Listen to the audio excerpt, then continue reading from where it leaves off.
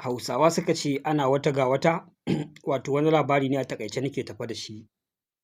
Yanzu nake ganin cewa ƙasar Iran ta ƙara rufe Strait of Hormuz a yau fa Asabar nake muku magana 20 ga watan 6 na shekara ta 2026.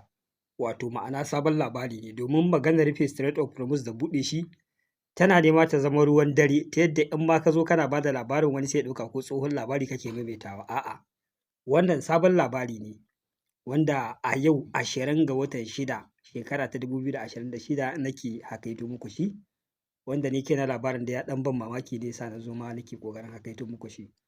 Wato abubuwa da suke ci gaba da faruwa a Gabas ta Tsakiya suna ci gaba da kwan gaba kwan baya sakamakon yadda ita ƙasar Yahudu kwata-kwata ba ta so wannan yaƙi ya ƙare. A cewarta idan aka kai ƙarshen wannan yaƙi a wannan gaɓa, ma'ana ina ganin ta yi bincike mai tsanani ta gano cewa fa tabbas wannan yarjejeniya da Amerika ke shirin ƙullawa tana neman ta mai da ƙasar Iran wata babbar super power a faɗin duniya, musamman batun cire mata takunkumai da za su haɓaka tattalin arzikinta ga kuma uwa uba tarin kuɗaɗen da ake shirin haɗa ma ƙasar Iran a matsayin kuɗin fansa na rushe-rushen da aka mata, maganar da ake kusan dala biliyan 300, ga kuma frozen asset ɗinta da ake nema a saki. Ga shi kuma a yarjejeniyar da ake shirin ƙullawa babu batun dakatar da ita daga ci gaba da ƙera makamai masu dogon zango, haka mayaƙanta babu batun dakatar da su, duka babu waɗannan. Kawai magana ɗaya ake ta yi ita ce maganar ta haƙura cewa ba za ta mallaki makamin nukiliya ba, wanda na gaya muku labari mafi daɗi shi ne fa ita wannan yarjejeniya kamar yadda ba zato ba tsammani ƙasar Amurka na iya karya ta ce ta fasa wannan yarjejeniya ko da an ƙulla ta, to ita ma fa Iran duk lokacin da ta ga ta tumbatsa ta gama shirinta ta gama kammala komai tana iya cewa fa ta fita daga wannan yarjejeniya, to amma kuma a lokacin bakin alƙalami ya riga ya bushe ta riga ta tanaji wannan makami. Sai dai kuma a koma bin wata hanya da ake ganin za a iya cimma nasara a kanta. Wannan shi ne. To shi ya sa fa ƙasar Yahudu ta tsaya ta lissafa ta auna gabas da yamma kudu da arewa ta ga cewa fa an fi ƙware ta a wannan yaƙi. Magana ta gaskiya Allah kaɗai ya san nawa suka kashe a wannan yaƙi. Sun yi masa tanaji na musamman kuma suke ganin wannan shi ne perfect gaɓar da ya kamata su yi amfani da ita su yi nasara a kan Iran. Ina ta yawan maimaita muku idan wannan gaɓar ta wuce ƙasar Yahudu ba ta da second chance a kan ƙasar Iran, ba ta da shi, sakamakon ina gaya muku babu wani shugaba da zai ƙara yadda a janyo shi cikin irin wannan yaƙin da zai jefa duniya cikin irin wannan yanayi na tashin hankali, tsadar rayuwa, hauhawar kayan masarufi, komai ya riga ya shiga wani mataki, abubuwa sun zama abin da suka zama. Babu wani shugaba da zai yarda a ƙara janyo shi cikin irin wannan yaƙi. Shi ya sa hatta shi kan shugaban ƙasar Amurka Donald Trump kuka ga yana ta hannu baka hannu ƙwarya yana Allah Allah a samu dai a daidaita ya samu ya tsere daga wannan yaƙi, musamman kuma ya samu ya bayyana kanshi a matsayin wanda ya nasara ba a matsayin wanda ya faɗi ba. Amma duk wani mai sharhi akan siyasar duniya daga na Amerika, na Iran, na 'yan ba ruwana, babu wani mutum ƙwaya ɗaya da bai fassara wannan yarjejeniya a matsayin nasarar ƙasar Iran ba, babu shi. Wanda ina ganin shi ya sa ƙasar Yahudu take ganin cewa ba zai yiwu ba. Tana ta ci gaba da yin abubuwan da za su dawo da yaƙi baya, wato ma'ana tana ci gaba da kai hari a ƙasar Lebanon, wadda ita kuma a gurin ƙasar Iran ci gaba da kai hari a ƙasar Lebanon jan layi ne. Wato tana amfani da ƙasar Lebanon proxy war ɗinta suna wannan ƙasa, saboda haka duk abin da za ta yi na kare mutuncin ƙasar da waɗannan mayaƙa nata dole za ta yi, ba za ta taɓa barin su a gefe ba. Ita kuma ƙasar Yahudu so take ta ƙure ƙasar Iran har a kai matakin da yaƙi zai dawo baya. Su dai a lallaɓa a samu wata gaɓa da za a yi nasara a kan ƙasar Iran, shi ne babban muradansu, wanda ƙasar Iran ta matuƙar gano haka. A halin da ake ciki a yanzu dalilin da ya sa ƙasar Iran ta rufe Strait of Hormuz, wallahi ina ganin an ce a kwanaki biyu rak ta yi violating ɗin ceasefire ya fi sau 5. Kai akwai lokacin da an yi declaring ɗin ceasefire ba a ƙasa da awa ɗaya sai ta ƙara lalata shi.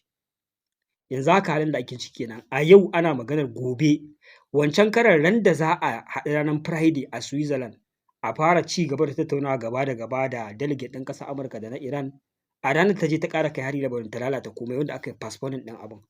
A yau kuma na ƙara samun labarin cewa gobe Sunday za a ƙara zuwa ƙasar Switzerland a ƙara zama ta ƙara violating ɗin ceasefire a yau ɗin nan, wanda ƙasar Iran ta fusata, kai take gani ma a ƙarshe kamar ƙasar Amurka ce take sa ta tana waɗannan abubuwa, ko kuma da hannun ƙasar Amurka take irin waɗannan abubuwa. Abin da ya gashi ga kamar shi kai kanka sai ka kasa gane gaskiya. A duk abubuwan da suke nunawa a zahiri ƙasar Amurka tana so ta tsere daga wannan yaƙi. Ni dai ina ganin kamar ƙasar Yahudu ta fi ƙarfin ƙasar Amurka ne. Ya bayyana cewa su suke sarrafa su, shi yasa suka kasa tankwara su. In ba haka ba, a ƙa'ida idan ƙasar Amurka ta ce ceasefire ya tabbata a Lebanon, ya kamata a ce babu wani sauran tashin tashina, ba za a ƙara kai hari ko wani abu makamancin haka ba. Amma yanzun nan sai a ƙulla yarjejeniya, anjima sai ta lalace, a ce ba sa hannun ƙasar Amurka. Ƙasar Iran ta kasa fahimtar haka, wanda ta ce matsayin da ta ɗauka shi ne kawai yanzu ta miƙa ragamar komai a hannun ƙasar Amurka. Idan ƙasar Yahudu ta yi violating ceasefire, to ita ma ta janye da yarjejeniya, sannan za ta tare Strait of Hormuz komai ya lalace. In ya so ita ƙasar Amurka in ta tankwara ƙasar Yahudu komai ya daidaita, sai a zo a yi wannan yarjejeniya, wanda shi ne matakin da ƙasar Iran ta ɗauka a yau, ta ce ta tare wannan hanya. Haka zalika ta fito ta ba da sanarwa cewa duk wani jirgi ya dakata daga yunƙurin wucewa, idan ba haka ba zai iya fuskantar hari daga dakarun sojojinta. Wannan shi ne halin da ake ciki. Abubuwa dai na ci gaba da ɗaukan zafi, ana ta ƙoƙari sai an dakatar da ƙasar Iran daga mallakar makamin nukiliya, sai an kai ta ƙasa. Duniya tana da yawa, akwai ƙasashe masu tarin yawa, ƙasashe da dama duka fa maganar kalmar makamin nukiliya da kuke ji ana ta ba da labari, a kaf faɗin duniya ƙasashe ƙwaya 9 ne kacal suke da waɗannan makami. Daga su babu wani mutum mai nau'in wannan makami. Wai kuma abin mamaki shi ne a cikin ƙwaya 9 nan, ƙwaya 5 ne rak yake na halal. Misali, duniya ta amince bisa dokokin duniya, an amince su mallaki waɗannan makami. Ga jerin ƙasashen da suke da makaman nukiliya a faɗin duniya, zan kuma cire muku waɗanda su ba a yadda ba, ta ƙarfa-ƙarfa suka samu, wanda ake tunanin su ma Iran ta irin wannan hanyar suke ƙoƙarin su samu. Na farko dai akwai United States, wato America kenan, suna da wannan makami. Haka zalika ƙasar Rasha su ma suna da wannan makami. Haka zalika ƙasar China su ma suna da wannan makami. Haka zalika ƙasar Faransa suna da wannan makami. Sai kuma United Kingdom, wato Ingila kenan, su ma suna da wannan makami. Sai India suna da shi, sai Pakistan suna da shi, sai North Korea suna da shi, sai ƙasar Yahudu, ƙasar Isra'ila su ma suna da wannan nau'in makami. Wannan su ne jerin ƙasashe ƙwaya 9 fa da suke da nau'in wannan makami a faɗin duniya.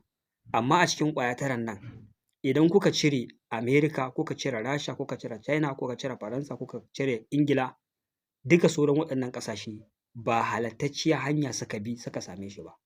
An riga an sanya dokar babu wata ƙasa da za ta mallaki wannan makami daga wannan gaɓa, banda waɗannan jerin manyan ƙasashe ƙwaya 5 a faɗin duniya. Duk ƙasar da ta mallake shi, ta mallake shi ce ba ta hanyar ƙa'ida ba.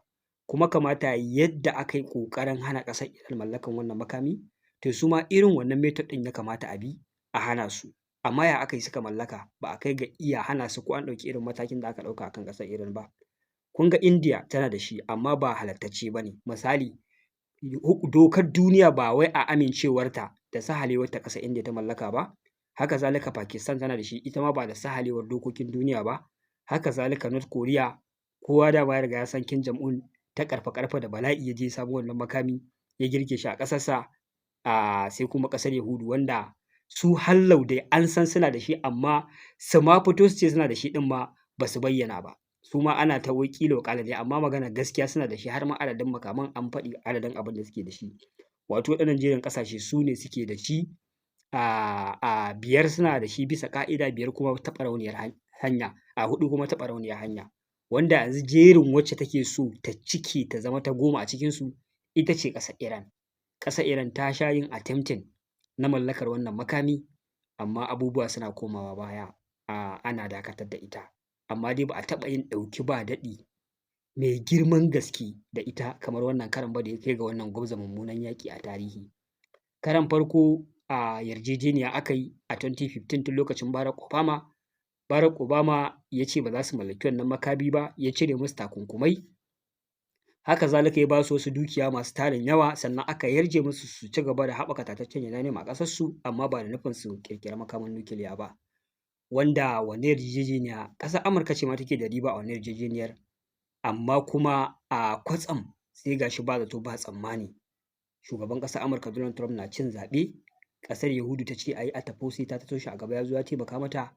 An watsa wannan yarjejeniya. Wannan yarjejeniya ma ba ta yi daidai ba a ce wai an yadda ma a ce ana tace uranium a ƙasar Iran. Saboda haka dole a hana ma Iran tace uranium, ko da ko ba na ƙera makaman nukiliya ba ne. Kawai ba zato ba tsammani Donald Trump ya ce ya janye daga wannan yarjejeniya.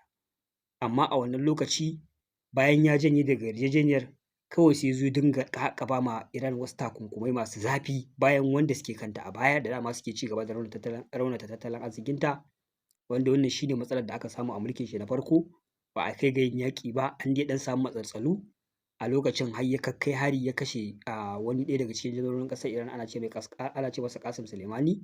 Ƙasar Iran kuma ta yi martani a ƙasar Iraki kan base ɗin ƙasar Amurka, abubuwa dai makamantan haka suka faru. Daga nan kuma ta fusata ta ce tunda dai ƙasar Amurka ta janye daga wannan yarjejeniya to ita kuma ba wanda ya isa ya ce wai zai saka idanu akan yaya take sarrafa uranium ɗinta, wanda shi ne ta ci gaba da zarcewa daga matakin da aka barta a lokacin da aka yi wannan yarjejeniya da ƙasar Amurka a lokacin Barack Obama, wanda uranium ɗinta yana kan 30% ne, amma daga bisani ta zo ta kai shi har matakin 60 bayan shugaban ƙasar Amurka ya sauka kenan. Shi kuma Joe Biden lokacin da ya zo ba ta Iran yake ba, babu wani abu makamancin haka tsakaninsa da Iran illa iyaka kawai takunkumi aka ci gaba da lafta musu. To wannan karan ne fa da suka ƙara dawo da kwamandan yakin su wato Donald Trump, wanda dama shi ne ya taimake su aka yi wannan mataki na farko aka lalata yarjejeniyar. A wannan karo kuma shi ne suka ci gaba da tunzura shi sai ma an cire uranium ɗin a cikin ƙasar Iran ya zama babu shi, wadda dokar duniya kuma ta amince ƙasar Iran ta sarrafa uranium, amma bisa wani level na ƙa'ida da ba zai wuce haka ba. To amma su a wannan karo fa so suke ma sai an cire uranium ɗin.